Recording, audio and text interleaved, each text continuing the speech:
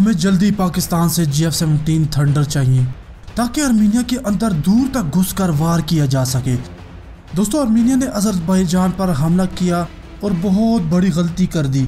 Armenia ये समझ रहा था कि अब पूरी उम्मत सो रही है और कोई भी मुल्क अज़रबैजान का साथ नहीं देगा और वो अज़रबैजान से हार मनवा लेगा।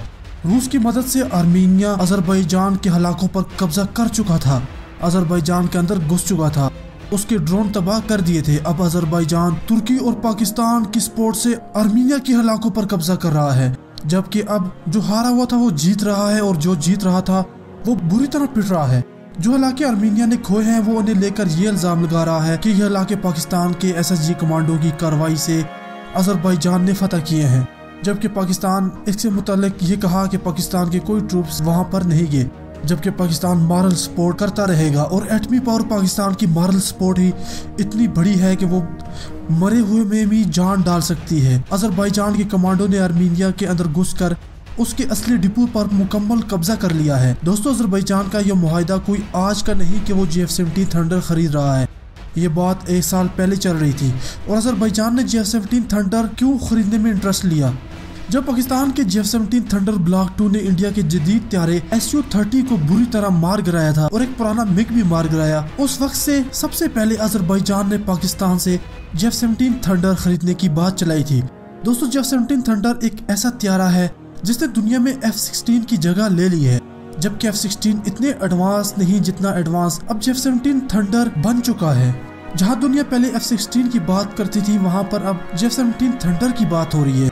और इसके लिए हमें हिंदुस्तान के मोदी का जरूर शुक्रिया अदा करना चाहिए कि उसने पाकिस्तान पर हमला करने की गलती की और अपने 2 त्यारे और अभिनंदन को पूरी दुनिया के सामने आया करके GF-17 थंडर की मार्केट को बहुत बड़ा बूस्ट दे दिया। दोस्तों, इससे पहले अज़रबैजान ने यह कहा था कि वो पाकिस्तान से ब्लॉक 2 नहीं बल्कि ब्लॉक 3 के जदीद त्यारे खरीदेगा, लेकिन अब जंग के हालात हुए हैं तो आजमाया हुआ GF-17 थंडर ब्लॉक 2 ही अज़रबैजान को दिया जाने वाला है।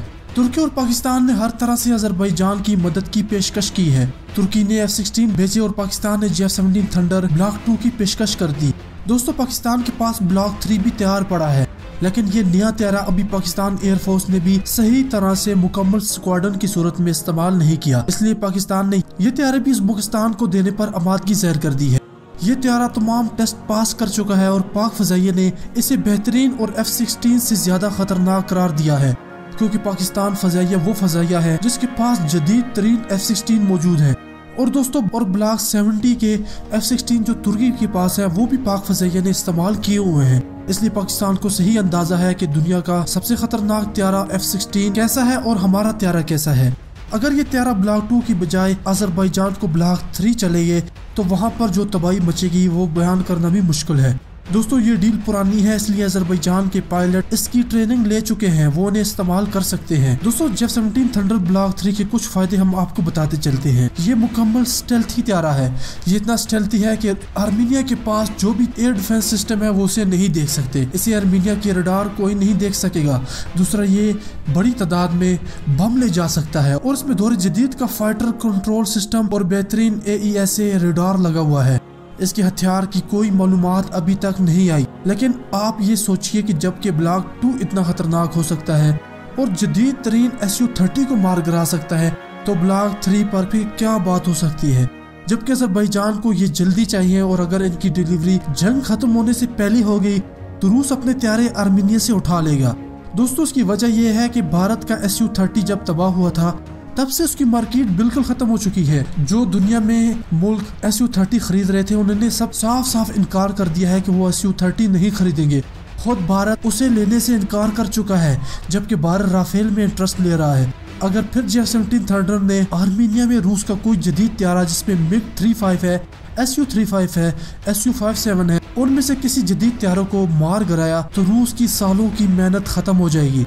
इसलिए रूस अब पीछे हटता हुआ दिखाई दे रहा है और आर्मीनिया हथियार डाल चुका है। दोस्तों, इस बात का आर्मीनिया के सदर ने ये कहा कि वो अब बातचीत करने वाला है। वो आर्मीनिया जो अज़रबैजान के अंदर घुसकर मारने वाला था, आज वो हाथ फैलाए बैठा है और वो ये कह रहा है कि इसके पीछे अज़रबैजान नहीं बल्कि पाकिस्तान और तुर्की का हाथ है। दोस्तों, वीडियो को लाइक जरूर कीजिएगा और साथ में चैनल को सब्सक्राइब करके घंटी पर लाजमी क्लिक कीजिए। अल्लाह हाफिज।